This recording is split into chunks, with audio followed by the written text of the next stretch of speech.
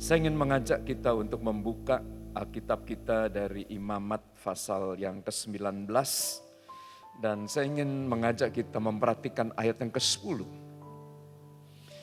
Kalau kita melihat latar belakang daripada kitab Imamat, maka kitab ini ditulis oleh seorang hamba Tuhan yang luar biasa yang bernama Musa, seorang yang memiliki suatu hubungan yang sangat intim bersama dengan Tuhan. Dicatat dalam Alkitab tidak ada seorang hamba Tuhan yang bergaul dengan Tuhan seperti seorang sahabat. Tuhan berbicara dengan Musa di kemah dan kemudian Musa berbicara dengan Tuhan. Tujuan daripada ditulisnya kitab Imamat ini adalah menceritakan tentang kesucian daripada Tuhan dan bagaimana manusia itu bisa hidup dan beribadah kepada Tuhan sehingga manusia memiliki hubungan yang baik dengan Tuhan. Saudara, seringkali pada waktu kita membaca kitab Imamat, maka kita seringkali saudara melewati kitab ini karena terlalu banyak peraturan-peraturan, terlalu banyak kemudian hal-hal yang kita pikir tidak penting. Sehingga kemudian saudara kita mulai melewati kitab ini. Nah, tahukah Anda bahwa dalam 1 Petrus pasal yang kedua ayat yang ke-15. 1 Petrus pasal 2 ayat yang ke-9 Alkitab berkata, tetapi kamulah bangsa yang terpilih, imamat yang rajani, umat kepunyaan Allah, supaya kamu memberitakan perbuatan-perbuatan Tuhan yang ajaib, yang telah memanggil kamu keluar dari gelap, masuk kepada terangnya yang ajaib. Saudara, dengan kata lain, saya mau sampaikan kepada saudara bahwa pada waktu kita berkata kita adalah umat Tuhan, orang-orang Kristen, maka artinya saudara dipanggil juga sebagai seorang imam. Bisa katakan amin? Karena Alkitab berkata kamulah imamat yang rajani. Nah, tangkap itu.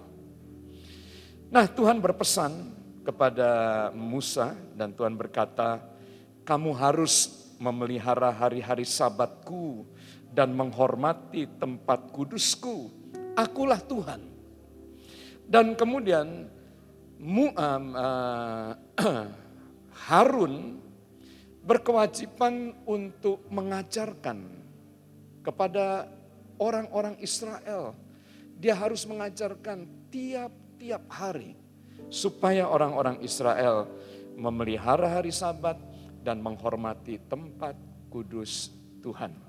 Di dalam 1 Korintus pasal yang ketiga, dan kalau Anda baca ayat yang ke-9, maka Paulus berkata, orang-orang yang dipilih oleh Tuhan untuk melayani itu disebut adalah rekan sekerja Allah, rekan sekerja Tuhan.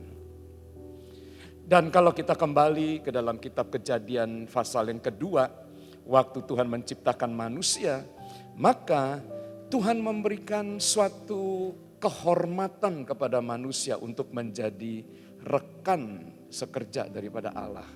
As a companion. Kita bermitra dengan Tuhan. Kita bekerja bersama-sama dengan Tuhan. Nah, Bapak Ibu yang dikasihi oleh Tuhan, Alkitab mencatat Tuhan bekerja dari hari yang pertama sampai dengan hari yang ke-6. Dan kemudian pada hari yang ke-7 Tuhan menguduskan hari itu. Tuhan memberkati hari itu.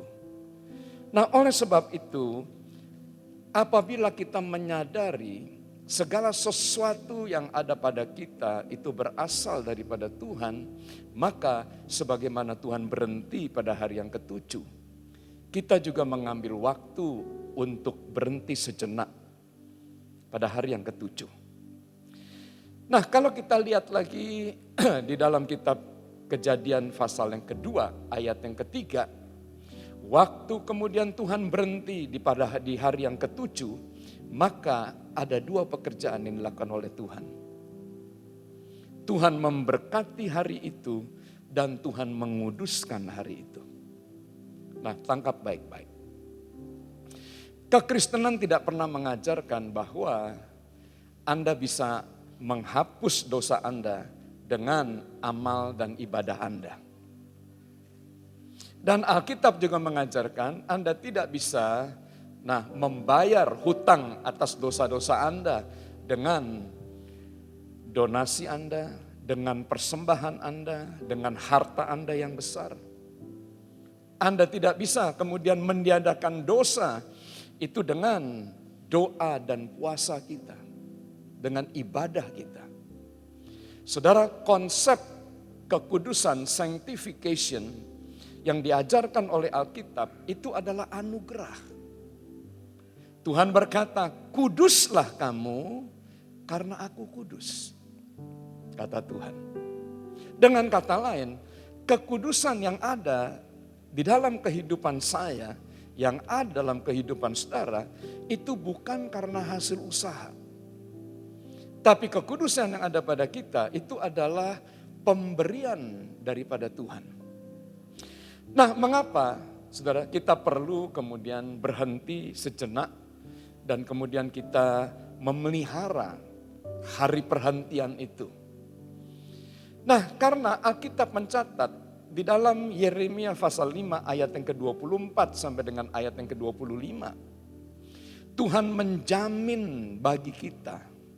Tuhan berjanji untuk memberikan hujan pada waktunya, yakni hujan awal dan hujan akhir, sehingga kita akan mengumpulkan minggu-minggu yang tetap untuk panen. Amin. Nah, tetapi mengapa kita tidak bisa menuai dan mengumpulkan berkat-berkat Tuhan? Ayat yang berikutnya, ayat yang ke-25, kesalahanmu menghalangi semuanya itu dan dosamu menghambat yang baik daripadamu. Saya percaya dengan segenap hati di dalam pekerjaan kita sehari-hari, dalam pelayanan kita sehari-hari, tentu ada kesalahan-kesalahan yang baik disengaja ataupun yang tidak disengaja kita lakukan. Dan dosa itu membuat tangan Tuhan tidak mampu untuk memberkati Anda. Yesaya 59 ayat 1 dan 2 berkata, bukan tanganku tidak kurang panjang, bukan telingaku tidak kurang tajam untuk mendengar. Tetapi yang merupakan pemisah antara Tuhan dan manusia dalam ayat yang kedua, itu adalah dosa dan kesalahan. Sehingga Tuhan itu menyembunyikan diri daripada kita. Nah, mengapa kita memerlukan hari Sabat? Tuhan memerintahkan kepada orang-orang Israel untuk memperhatikan hari Sabat. Karena pada hari Sabat Tuhan akan memberkati saudara, Tuhan akan memberkati kita. Tuhan akan menguduskan saudara, Tuhan akan menguduskan kita. Sehingga penghalang-penghalang itu akan disingkirkan dan berkat-berkat itu akan dicurahkan. Kiranya Engkau memberkati aku berlimpah-limpah, amin, dan memperluas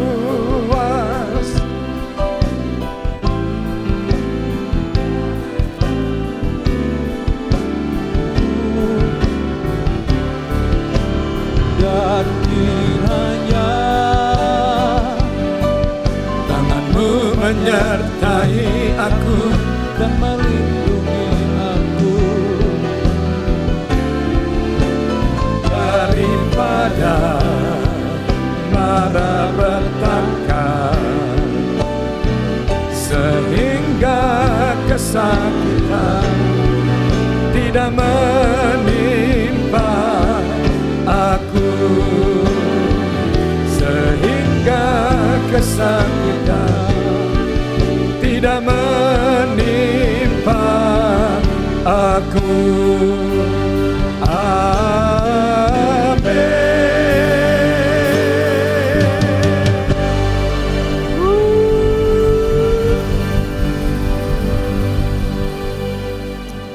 Amsal pasal 10 ayat yang ke-22. Berkat Tuhanlah yang menjadikan kita kaya. Dan susah payah tidak akan menambahi apapun. Katakan sebelah kiri kanan Anda, berkat Tuhan yang menjadikan Anda kaya. Berkat Tuhan yang menjadikan Anda berhasil. Saya katakan amin. Saya katakan amin. Kapan Tuhan akan memberkati Anda? Halo? Waktu hari Sabat. Tuhan janji memberkati kita. Tangkap baik. Nah, di dalam Keluaran pasal 31 ayat yang ke-16. Maka Sabat ini menjadi satu perjanjian yang kekal dan turun-temurun. Yang artinya itu bukan hanya pada waktu di Taman Eden. Waktu Tuhan berhenti dan memperkenalkan Sabat. Tapi waktu kemudian manusia keluar dari Taman Eden. Maka Tuhan berkata, satu hal yang tidak boleh kamu lupakan. Kamu jaga ini hari Sabat. Nah, mengapa? Karena ibadah kalau disertai rasa cukup, contentment, atau self-satisfaction. Ibadah itu akan memberikan keuntungan yang besar. Bisa katakan amin? Saya katakan amin. Nah, saya mau tanya, berapa banyak Anda yang mau beroleh keuntungan yang besar? Lambaikan tangan Anda tinggi-tinggi. Ya. Rumusnya gampang. Rumusnya adalah kita memiliki ibadah. Sama seperti yang hari ini kita lakukan. Tapi yang kedua, jangan lupa, kita harus memiliki rasa cukup. Contentment. Artinya, kita merasa Tuhan itu cukup buat kita. Ya, nah yang amin hanya 1-2 orang saja. Begini, saya pernah memperoleh pertanyaan ini. Pada waktu Medan Plaza itu terbakar. Dan kemudian saudara ya 60% dari income kita itu melayang. Oleh karena 14.000 jemaat yang ada di Medan Plaza tiba-tiba gone, hilang. Dan gereja itu habis, tidak ada ibadah. Nah waktu itu Tuhan tuh tanya sama saya. Bambang, apakah aku ini cukup buat kamu? Saudara, saya nangis pada waktu itu. Kehilangan sesuatu yang kita bangun dari nol. Dan pada waktu dia menjadi besar, dia menjadi berkat yang besar buat kita. Dan tiba-tiba itu hilang oleh karena kebakaran. Saudara, gak mudah. Tetapi orang-orang yang mencintai Sabat, saudara, ini adalah orang-orang yang hidupnya bergantung kepada Tuhan dan dia tahu bahwa tanpa campur tangan Tuhan, tanpa kemitraan daripada Tuhan, tanpa berkat Tuhan, kita gak ada apa-apa. Nah, kita biasa hidup dari tanah, apa yang dihasilkan oleh tanah itulah yang menjadi apa yang kita makan, minum, pakai, dan kekayaan kita berasal semua dari tanah. Tetapi Tuhan berjanji, dia tidak hanya memberkati tanah saja. Kalau Anda baca kehidupan daripada Yusuf, Anda baca kemudian kehidupan daripada berkat anak-anak sulung, maka Tuhan memberkati setiap kita bukan dari hasil tanah saja, tapi surga pun memberkati kita. Bagaimana cara kemudian langit dan bumi memberkati kita? Maka Tuhan berpesan, pelihara hari Sabat. Amin. Yesaya 56 ayat 6 dan ayat yang ke-7. Pada waktu seseorang itu memelihara hari Sabat dan tidak menajiskan, setiap orang yang melayani Tuhan dan mengasihi Tuhan dengan cara menghormati hari Sabat. Apa yang terjadi? Maka ayat yang ke-7, mereka-mereka ini akan dibawa oleh Tuhan naik ke gunungnya yang kudus.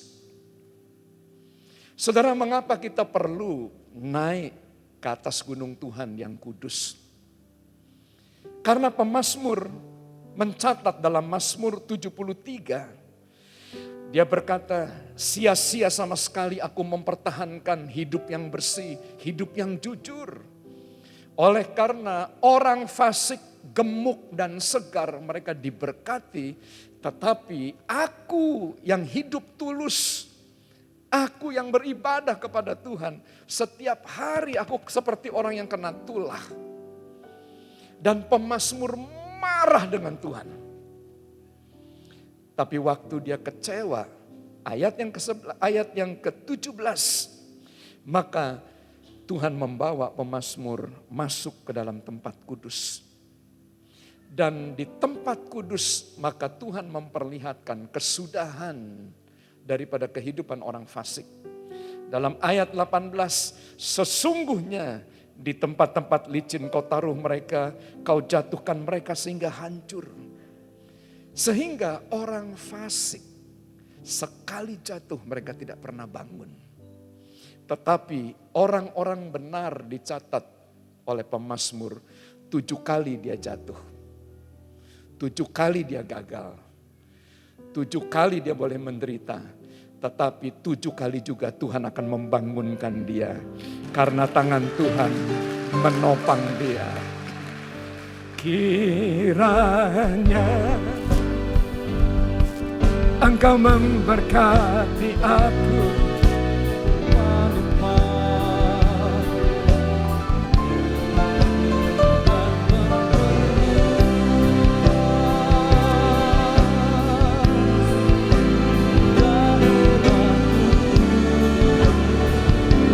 dan kiranya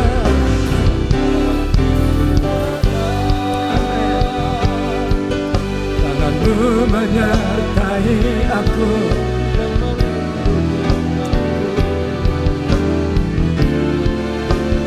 daripada mara petaka, sehingga kesakitan tidak menimpa aku. Amin. 2 Tawarikh pasal yang kedua ayat yang keempat sampai dengan ayat yang kelima. Nah, Tuhan berkata supaya kita menghormati tempat kudus Tuhan, bukan hanya memelihara Sabat. Nah, mengapa kita harus kemudian memperhatikan 2 hal ini? Hari Sabat dan tempat kudus Tuhan. Mari kita lihat. Di dalam 2 Tawarikh pasal yang kedua ayat yang keempat sampai dengan ayat yang kelima, Tuhan memerintahkan kepada orang Israel untuk membangun sebuah tempat kudus buat Tuhan. Mengapa kita memerlukan gereja? Kemarin saudara kita berdoa buat jiwa-jiwa. Kalau kita membaca buku yang ditulis oleh Peter Wagner tentang pertumbuhan gereja, maka penginjilan yang paling efektif di seluruh dunia itu adalah membuka gereja baru, membangun tempat kudus yang baru. Tahun depan ya, tepatnya pada bulan September tanggal 5 nanti akan dimulai perubahan dari tahun 5781 menjadi 5782. Tahun 5782 itu berbicara tentang pay bet. Pay itu artinya mulut, bet itu artinya bait, rumah. Nah, dengan kata lain, maka ayat ini adalah ayat yang sangat relevan dengan keadaan gereja pada hari-hari ini. Nah, mari kita lihat kenapa kita harus membangun sebuah rumah buat Tuhan. Supaya Allah yang kudus dapat tinggal dan diam bersama-sama dengan kita. Supaya di hadapannya dibakar ukupan wangi-wangian, diatur roti sajian, korban bakaran pada waktu pagi, korban bakaran pada waktu petang, hari-hari Sabat dan bulan-bulan baru. Garis bawahi. Jadi kita membangun tempat kudus supaya ada hari-hari raya yang Tuhan tetapkan untuk kita perhatikan baik-baik. Hari-hari Sabat kita perhatikan dengan baik. Yuk baca sama-sama, 2, 3. Dan rumah yang hendak kudirikan itu harus besar, sebab Allah kami lebih besar daripada segala Allah. Bisa katakan amin? Bisa katakan amin? Kalau Anda lihat, saudara, apakah gereja ini cukup besar? Buat saya belum, kurang besar. Gereja di Medan aja yang bagian bawahnya bisa muat 6.000. Atasnya 20.000. Saya tadi pagi bicara dengan kemudian ya gembala Anda. APBD untuk Riau itu jauh lebih tinggi daripada APBD Sumatera Utara. Jadi artinya Anda lihat potensi keuangan dan ekonomi yang ada di Riau itu jauh lebih baik daripada Medan. Kalau Medan bisa membangun tempat ibadah buat 20.000 orang, saya berdoa Riau akan bangun lebih daripada 20.000. Amin. Buat apa? Saudara, kita membangun karena Allah kita besar. Dia harus lebih besar daripada segala Allah yang lain. Bagaimana caranya? Nah, kita bangun satu tempat kudus yang sangat besar buat Tuhan. Buat apa? Supaya kita dapat memelihara hari-hari Sabat. Next, Hagai pasal yang kedua menubuatkan akan terjadi goncangan yang akan menggoncang seluruh bangsa. Ayat yang ke-7. Langit, bumi, laut, darat, dan bangsa-bangsa. COVID-19, kalau Anda lihat, hampir tidak ada bangsa yang luput daripada serangan COVID-19. Hampir seluruh negara di dunia ini mengalami pandemi COVID-19. Berarti goncangan-goncangan ini sedang digenapi. Nah, apa yang terjadi pada waktu goncangan-goncangan itu terjadi? Waktu goncangan-goncangan itu terjadi, maka ayat yang ke-7 berkata, barang-barang yang indah milik bangsa-bangsa akan datang mengalir. Dan ayat berikutnya berkata, emas dan perak adalah milik kepunyaanku, kata Tuhan. Nah, kalau kemarin saya berbicara, surga itu tempat penyimpanan, storehouse, maka hari ini tempat kudus Tuhan alias gereja, alias rumah Tuhan, itu juga tempat untuk menampung perbendaharaan. Oleh sebab itu, di dalam Maliahi pasal yang ketiga, gereja disebut adalah rumah perbendaharaan, a storehouse. Waktu Nehemia membangun tembok Yerusalem dan membangun bait Allah, maka dia juga membangun tempat penyimpanan, a storehouse. Nah, kalau kemudian goncangan terjadi di mana-mana dan Tuhan janji emas perak, kekayaan daripada bangsa-bangsa akan mengalir. Pertanyaannya, berapa besar tempat perbendaharaan yang Anda bangun untuk menampung berkat-berkat Tuhan? Banyak orang berkata, Pak Pendeta, di tengah-tengah pandemi ini maka lebih baik kita berhenti sejenak. Dan kita menghentikan kemudian pembangunan-pembangunan yang ada. Karena ekonomi lagi susah. Wait a minute. Orang percaya hidup oleh karena iman. Atau dia hidup berdasarkan apa yang dia lihat. Halo? Halo? Kalau Tuhan berkata, pada waktu aku akan menggoncang langit, bumi, laut, dan darat. Aku menggoncang bangsa-bangsa. Maka berkat itu datang mengalir. Yang mana yang Anda percaya? kiranya memberkati aku berlimpah-limpah dan memperluas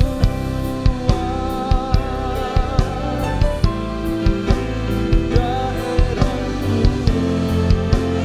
dan kiranya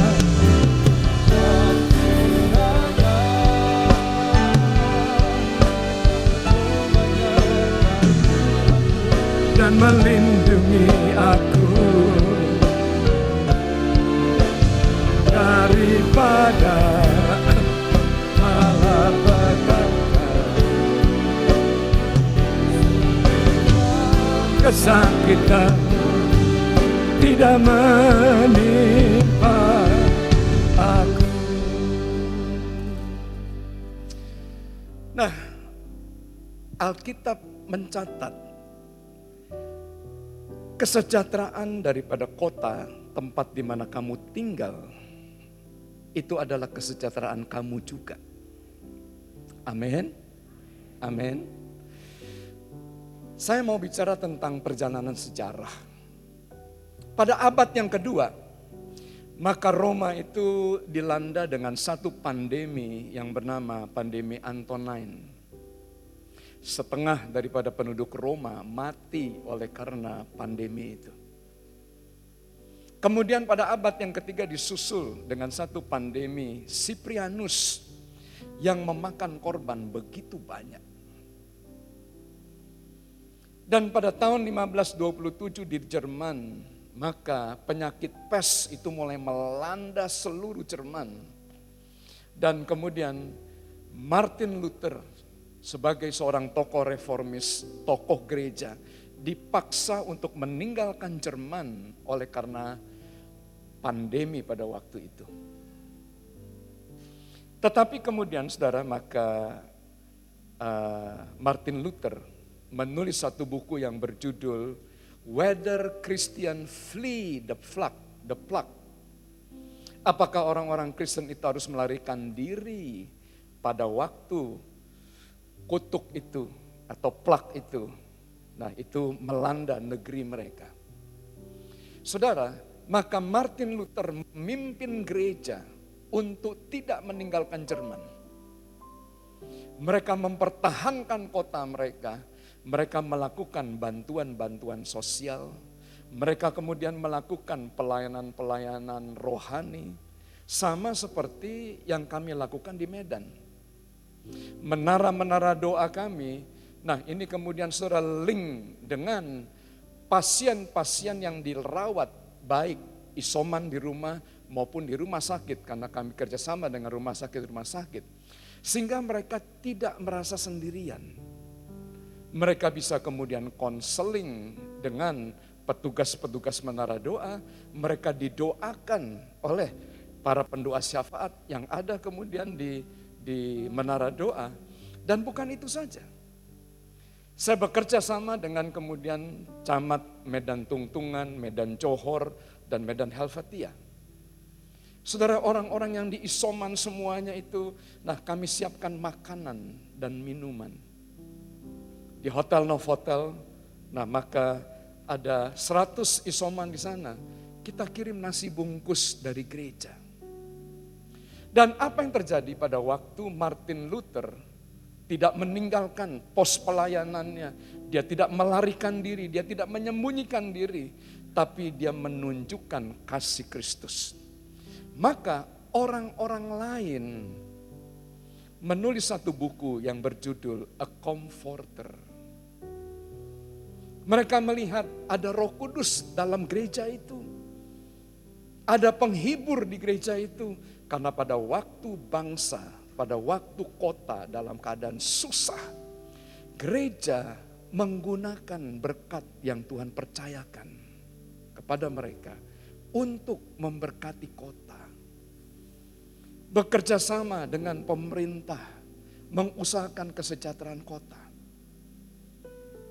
Sebelum saya berangkat, saudara, gereja menyerahkan ada 3 motor sampah dan ada 2 motor untuk menyiram kebun, menyiram taman.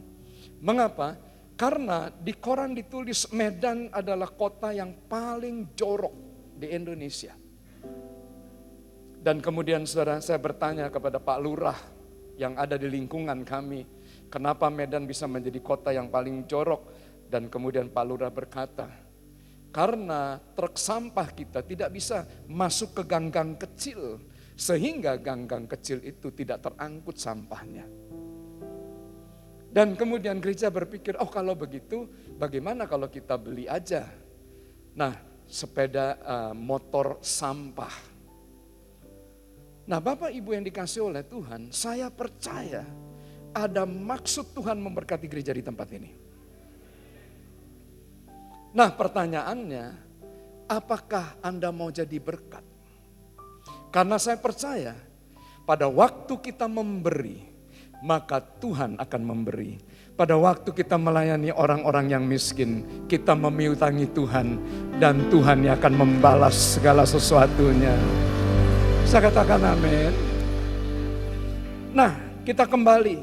1 Raja-Raja pasal 9 ayat yang ke-25. Bagaimana cara Salomo menyelesaikan pembangunan rumah Allah? Maka dicatat 3 kali dalam setahun Salomo mempersembahkan korban bakaran dan korban keselamatan di atas mezbah yang didirikan Tuhan. Dan ia membakar korban api-apian di hadapan Tuhan. Demikianlah ia menyelesaikan rumah itu. Dalam Ulangan pasal 16 ayat 16, jangan dimatikan dulu. Maka 3 hari raya itu, kata 3 kali setahun, itu menunjuk kepada hari raya roti tidak beragi, hari raya 7 minggu, dan hari raya pondok daun. Di dalam 2 Tawarikh 7 ayat yang ke-11, nah perhatikan baik. Salomo adalah orang yang memiliki hikmat yang luar biasa. Dan dia memiliki kekayaan yang luar biasa. Tetapi dalam Mazmur 127 dia berkata, jikalau bukan Tuhan yang membangun rumah, maka sia-sialah usaha orang membangunnya. Karena Tuhan memberkati orang yang dia cintai pada waktu tidur. Nah, apa artinya? Artinya membangun rumah Tuhan itu bukan karena kita mampu. Bukan karena kita kaya. Bukan karena kita bisa. Tetapi membangun rumah Tuhan dicatat dalam 2 Tawarikh pasal 7 ayat yang ke-11. Maka Salomo memperhatikan hari-hari dan bulan-bulan yang baru, agenda-agenda Tuhan, dan Salomo beribadah kepada Tuhan dan Tuhan memberkati dia. Sehingga dia bisa menuliskan, berkat Tuhanlah yang menjadikan saya kaya dan susah payah tidak akan menambahi apapun. Kiranya Engkau memberkati aku berlimpah-limpah dan memperluas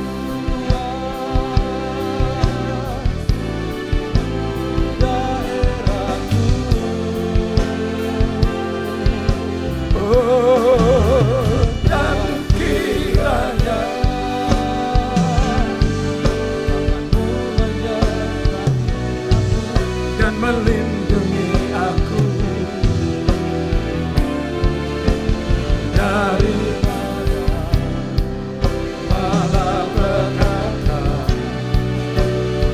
sehingga kesakitan tidak menimpa aku.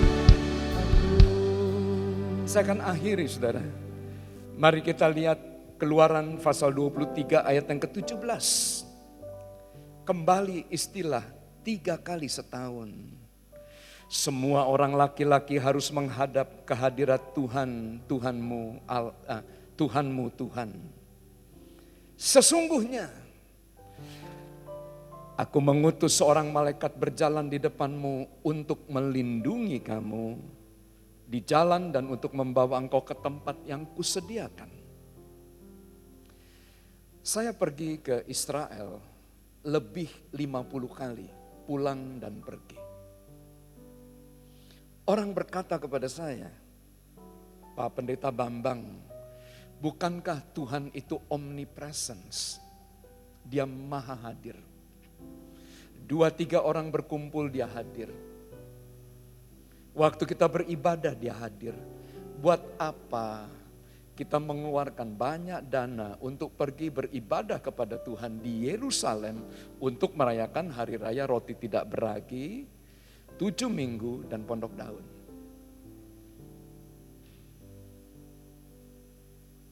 Saudara, saya melakukan ini karena ada janji Tuhan dalam Keluaran pasal 23. Tuhan berjanji, kalau kamu datang beribadah kepadaku, maka aku, kata Tuhan, akan mengutus seorang malaikat berjalan di depan kamu. Saudara, kita nggak tahu apa yang kita hadapi di depan kita. Pandemi 19 membuat banyak orang-orang pintar kehilangan akal. Gak tahu bagaimana menyelesaikan. Sama seperti kita juga tidak tahu. Tetapi jangan khawatir, ada janji Tuhan. Di tengah-tengah ketidakmampuan kita untuk mengerti, Tuhan berjanji, aku akan kirimkan seorang malaikat. Dia akan berjalan di depan kamu, dia akan melindungi kamu, dan dia akan memberkati kamu. Amin. Jadi kalau saya ada sebagaimana saya ada, saya percaya semua itu oleh karena pertolongan dan anugerah Tuhan. Ayat yang terakhir berkata, maka aku akan menjadi musuh daripada musuhmu. Anda bayangkan kalau Tuhan ada di pihak kita. Kalau Tuhan memusuhi musuh Anda, apa yang terjadi? Siapa yang akan jadi lawan kita? Bisa katakan amin? Bisa katakan amin? Nah, ayat yang terakhir. Imamat pasal yang ke-26 ayat 11 sampai dengan ayat yang ke-13. Ada satu judul buku yang berjudul I will dwell among you. Aku akan diam dan tinggal bersama-sama dengan kamu. Saudara, buku itu ditulis dari satu ayat Alkitab, yakni dari Keluaran 25 ayat yang ke-8. Tuhan berkata, bangunlah sebuah tempat kudus bagiku, supaya, kata Tuhan, aku dapat diam di tengah-tengah kamu. Saya mau tanya kepada jemaat di tempat ini, apakah Anda rindu bersama-sama dengan Tuhan? Berapa banyak yang rindu? Bangun rumah buat Tuhan. Bangun rumah. Katakan sebelah kiri kanan Anda, bangun rumah buat Tuhan. Amin. Nah, mengapa? Ayat yang terakhir, supaya Tuhan hadir, dan kalau Tuhan hadir di tengah-tengah kita, maka tidak lagi ada perbudakan. Ya, yang amin hanya 10 orang. Tidak lagi ada perbudakan. Amin. Anda tidak diperbudak oleh rasa takut, Anda tidak diperbudak oleh kemiskinan, Anda tidak diperbudak oleh kekurangan, karena Tuhan akan mematahkan kuk perbudakan. Kenapa Israel menjadi budak di Mesir selama lebih 400 tahun? Anda baca dengan teliti Alkitab Anda. Karena mereka tidak punya tempat kudus di Mesir. Tetapi setelah kemudian mereka mengerti hal ini, pada waktu tahun 70 Israel kemudian dijatuhkan dan orang-orang Israel, kota Yerusalem dikepung dan orang Israel tersebar ke seluruh dunia. Maka ada orang yang kemudian mencari jejak-jejak daripada pelarian orang Israel. Tahukah Anda bagaimana mereka menemukan jejak orang Israel? Di tiap kota di mana Tuhan membuang mereka, maka mereka membangun satu tempat kudus buat Tuhan. Kalau Anda pergi ke Jerman, kota Berlin, tepatnya di jalan Kurfürstendamm, maka ada satu mall terbesar di Jerman. Dan tahukah Anda mall itu milik orang Yahudi? Kalau Anda pergi kemudian ke New York dan Anda bertemu dengan World Bank, maka Anda melihat ada orang-orang Yahudi di dalamnya. Di tengah-tengah penderitaan dan tekanan yang luar biasa di Jerman oleh karena peristiwa Holocaust, maka Tuhan memberkati orang-orang Yahudi seperti yang Dia janjikan. Saya percaya dengan segenap hati pada waktu Tuhan berpesan, hormati tempat kudusku, pelihara hari Sabat, maka pada waktu kita melakukan, Tuhan akan menguduskan kita, Tuhan menyingkirkan penghalang-penghalang,